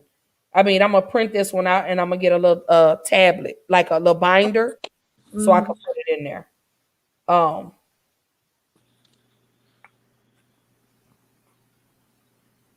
there it is. I love the little fact that she puts the notes and the thoughts, and she wants to know at a time when you struggle with self-esteem, come up with your own mantras and repeat daily. If you don't know what mantras are, they're your affirmations. What are the things that you're going to start to tell yourself every day? So her mantras, let me say this. This is on page 31 of the book. I trust in you, in your promises. God, you told me that you will supply all of my needs, and I am taking you at your word. That's one of her mantras. That's on page 31. Another one, oh Lord, honey. Because this one, this is the one I'm working on. His time is not my time. These cloudy days will be overshadowed by the sunny days that are to come. That one is deep because I can't stress enough. God is an on-time God. It's not your time though, and that's where we mess up. We want to rush God to do it when it's our time, but our time might mess everything up for us. Hmm. Because I look back over my life, girl, and I'm like, had things went according to my plan, I wouldn't have made out of none of that stuff. I mean, like, but God knows He has the perfect design for your life, guys. I cannot tell you enough. Like the stuff that you have gone through, I'm like, people don't realize when you say I'm going through stuff, Hmm. through, you're not stopping in it. You're going through it, which means you're going to come out on the other side of it. So, guys, yes, when I tell you I believe in this, like I'm a walking billboard of this book every day. Like Baby. I'm still working on myself. So yes, his time. It's all in his time. And the last one on page 31 says, Lord, you see my needs. I trust you. Trust is a big word. I want everybody to know you have to lean on God. Absolutely. I say this all the time. This is my saying. You can't ask God to prepare a meal for you if you're going to keep your hands in the pot. If you're going to stay in the kitchen, God going to let you cook then. Oh, okay. You don't need me. I don't want that meal. Exactly. So when you tell God you're ready to eat, you have to step out of the way and let him prepare that meal for you. Exactly. So that's what that saying means for, to the easiest way for you to know when you say, Lord, you see my needs, I trust you. I trust you, God. I'm going to leave it with you. We're not going to talk about this problem anymore, God. I'm leaving it with you. Okay, I'm trusting you because I know this little bitty teddy bear that you gave me, I know you about to give me a bigger one. Right. I'm trusting you. And then you So, got to look, do you trust him? Because if you trust somebody, you let them do their job. And that is something I struggle with. Even with this brand girl, I, have, a couple people that I'm bringing to help me in this beginning stages. And a girl had to get on me the other day because, she was like, how are you going to keep your hand in the pot and then tell me that I'm overdoing this? Basically, is what she's saying. And the same concept goes back to God. How can we say we trust him when we want to do his job? He bingo. knows the beginning, middle, and end. We don't. We know what we see right now. And if he reacts on what we see right now, he's not going to do what needs to be done. So you trust him to do his job, and you back up and you say, God, you got this. And you know, sit back, chill, relax, whatever, kick your feet up and say, God, you know, do your thing. That's what. But trust, What's the but word they say? Go on, God, do your thug thizzle. thug thizzle, girl. In the words of Thug Snoop, it girl, out. God, you Look, do thug your it out. thug. Yes. So don't forget, y'all. I'm gonna drop the link in the comments. Tap in with my girl. It's called Yes. Rising from the Shadows. That's the name of her book. Yes. I will drop the link. Life Behind a Smile. See, Yes. that's wonderful. And the journal will be out soon, guys. So look out for that. Please tap into my Instagram. If you have one, it's at Rising from the Shadows brand is my Instagram handle. So all of my updates will be on there. The bookmarks, I have not posted them yet. I have about 9 different ones that I'm creating right now. I like that one. Which one? This one? Or Yep. this one? This one? There you go. Live your truth out loud. So I have about 9 different ones that's being produced right now. I literally ordered 60 thinking, okay, let me test it. Within 30 minutes, all 60 were gone. So I just reordered. So they'll be in tomorrow. So look out for that. The bookmarks, like I said, the journal is coming out, and then we'll actually have merch starting this summer, hopefully t-shirts and stuff coming out. So it's going to be a whole movement. It's a wellness brand, and it's going to be amazing. So get in on the ground floor, guys. And thank you so much for having me on the show tonight. I have thoroughly enjoyed being on the This is not show. the last time. So don't be Yes. talking like this the last. This not Oh the no, last no, episode you're no, gonna no, be no. on. Look you up there. I just want to thank you for. We This is not we the last one, girl. we just beginning. Look, we just beginning. Yes, no, we're gonna stay tapped in. But I do appreciate you having me on the show, giving me the space to talk, and I will make sure that I share this on all my platforms. But I definitely am so thankful for this opportunity just to meet someone who has a story and that can, you know, understand where this book is coming from and what it can do if it gets in the hands of people. And Because I'm so bringing you back in March. I'll be here. I'll be You go. here. You want me to tell Absolutely. you what March is gonna be about? What is it? You ready? I'm ready. My well-being. I just Oh, want to be happy. I'm there. I'm in there.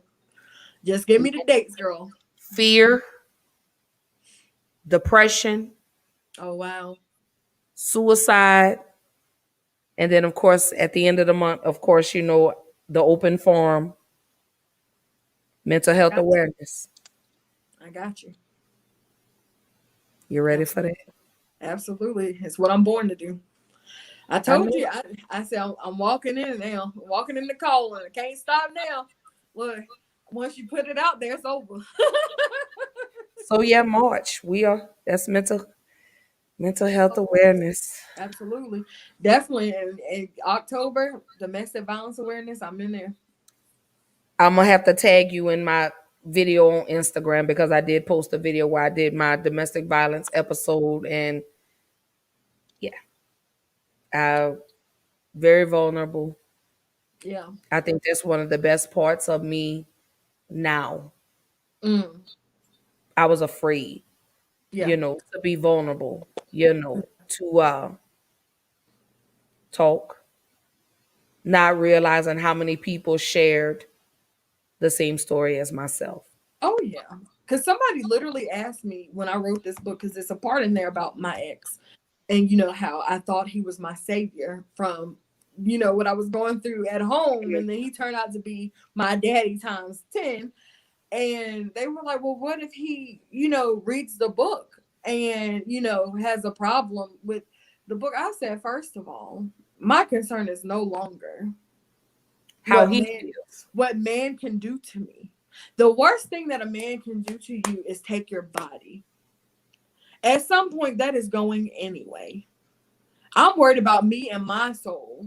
And as long as me and God are good and I know this is what he gave me to do, then I'm going to walk in that. I'm not gonna let fear stop me from doing what I'm supposed to do anymore. It stopped me for 36 years. Mm. At some point you gotta leave all the excuses. I'm scared, and what if somebody says this, and what if they don't like what I'm doing? If God designed what you're doing, drop the mic. If God designs what you have done or what you are doing, then what anybody else thinks or says or does is irrelevant. Let me tell you, when man says no, God God says always says yes. absolutely, absolutely, absolutely. So we about to take 2021 by storm, girl. I'm ready to ride. I got my suit of armor on. I'm ready. I'm ready to I ride. ain't scared. Right, I'm ready. I ain't afraid of a little rain. Do you hear me? What did they say? I ain't never scared. Do you hear me? I ain't never scared. Right. I thought I told you we Hey, ain't never look, I scared. So tell I'm my niece, ready. I be like, hey, I ain't I'm never ready. scared. We I'm ready. ready for Yes, the rain. It's okay. absolutely. Cause just cause I get wet doesn't mean I can't dry off. Oh, okay. The rain makes you grow. All it takes is just a little mustard seed of faith. That's all it takes. Do you know how tiny a mustard seed is? I Hmm. ask people that. Do you know how tiny that is? Some God don't. he ain't asking for much. He just want an inkling that you Just believe a in little, him. just a little. Like Yes. a little period. Yeah, like barely. Like I barely believe Like a you. little Okay, dot. that's enough for me to work. Just just barely. Yes. Just give me a little bit. He wants you to open the door for him. That's it. That's Crack all he it. wants to do. Look, crack it. Crack the door. Just He got it. just raise the window up a little bit. Just a little bit. Yes. Open door season, girl. You ain't You got to better go take the listen to screen me. off the window. Just open it up a little bit. Right. Just Let me enough for me to maneuver. slide my hand. Look, just enough for me to put my hand underneath and lift it up. That's it. Yep. I'm not That's asking all for it takes. much. He don't. He doesn't. And that's the beauty of God, man. He doesn't ask us for much. For what he gives us, he don't ask for much. Mm. So y'all, oh hey Big Low. Big Low is tapping in. Hey, we Hey, are Big rounding out Low. the end of the show. Shug. Make sure you watch the replay. Absolutely. Y'all know. So before I go into the final thoughts, what's new for February? Y'all know February is Valentine's Day. Some of y'all not gonna like me for this. Oh, Lord. What's your love language? That's the Oh, I know topic my for February. We words going and to commitment. oh. We talking about cheating. Oh. Now that's gonna be a good one. We're talking about makeup to break up. You got me That's a going in nasty cycle. circles. And then we ended the month with moving on. Letting That it sounds like a flow. whole series right there. Oh, it is. Mm, And I chose February to do it. I know that's right. She about to mess all y'all up. I love it. So we're gonna have these conversations. February 2nd. Like I say, we jump into commitment. Are you ready for me or for yourself? Mm. That's what's new for February. That's what's new, y'all. Don't forget, y'all know every Tuesday night, every Thursday night, 8 p.m. Central Time, 9 p.m. Eastern Time. Y'all know where I'm at. Y'all always tune in. I always get the feed, and y'all are like, Ashley, really? It, what? Like, you really talking about that? Yes, we are. We are. We're gonna talk about. We gonna jump in. Do you know people's love language? Some of y'all don't know. Some of you don't know your Mm. own love language. That's why I said some of them don't know. So I always go at the end of the show, sis. Final thoughts, Okay. because you are the guest. So in final thoughts, we just do a recap of the night. So what are your final thoughts in regards to the topics that we addressed in January? Like I say, we went into self-esteem, body image, reality versus expectations, and then colorism. What are your Okay. final thoughts on that? So my final thoughts for the night is one, love yourself. If you don't love yourself, nobody is going to be capable of loving you. You are fearfully and wonderfully made. God made you in his image, in his likeness, which means you are perfect the way you are. I feel like you need to make sure that the confidence that you have is not based on standards that the world gives you, but one that you set for yourself that are reality versus what other people expect from you. Mental health is so important. It's something that we don't talk about enough, but make sure if you are in situations that you feel like you're dealing with depression, you're dealing with self-esteem issues, you're dealing with suicide, anything that affects your everyday life and your aura and you know how you feel about yourself, go talk to someone. um it's okay. We need to break the stigma of all of this. What Mm. happens in this house stays in this house, because you deserve to be the best you. You know, you deserve to have a full life and to be able to be at peace and to have joy. And sometimes if you don't deal with your mess and your own images and that you have of yourself and even ones that people place on you, then you're not going to be your best self. So my recap is that, and to say that we love you, and if you need anything, I'm here. Just reach out to me. She'll put my stuff in the link. um but focus this year on being intentional. That's my word for this year, is intentional. Do your every day when you wake up, say, what am I going to do this day? What I'm not going to do this day? What do I need to accomplish? What do I want from today? Because all we have is right here, right now. So Mm. take advantage of that. That was deep. That was Mm-hmm. absolutely deep. The hair on my arms are standing Mm-hmm. up right now. Yeah. My final thoughts, I want to first say to you, Latoya,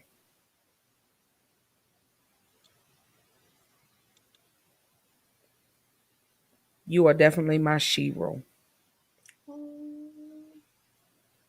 We don't say that enough as black women. We don't uplift, we don't encourage, we don't empower black women. God gave you a gift. God created a stage for you Wow. that looks like nobody else's. I thank you for the book. I'm still healing. I'm better than what I was a year ago. I will say that. You have told the story of a million little black girls out here. Not just necessarily the black girls, but the black women that were once the same little girls like me and you. Right. You keep telling your story. I will continue to water your garden Wow. and give you Thank your you. roses while you can still see them Wow. and not after the fact. Red, pink, yellow, whatever color roses you want. I'm Thank giving you. those 3 seeds to you. You allow your flowers to bloom and then you pass that back to the little girl or the woman behind you. Absolutely. I absolutely thank you so much for coming and doing this show with me tonight. Absolutely. It's been a This is pleasure. the start of a lot of new beginnings. Many more episodes to come, even if it's just random talk where we just get on here and we just talk about anything. But I will definitely extend the invitation again for you to come back and do another episode with me. Absolutely. I appreciate that. I love that. I love your energy. Thank you. You Turn too. that light up a little bit more because some people in the back couldn't see you. Oh Lord. Look, girl, I was about to turn it up for real. No. When I say turn that light up, Yeah, turn the light up so the world could see you. absolutely. You keep pushing your story. Regardless of what man says, God says you could do it. Thank you. So my final thoughts again. PSSS. Love yourself. Yes. Learn to love the skin that you're in. Learn to know that God created you imperfectly perfect. Hold on. Hold on. Did you read that on my book? Oh, that's in your book? Girl.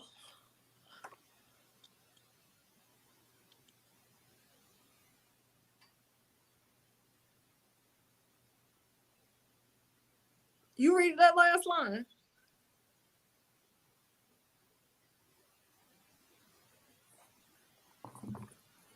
And I haven't gotten to the end of the book.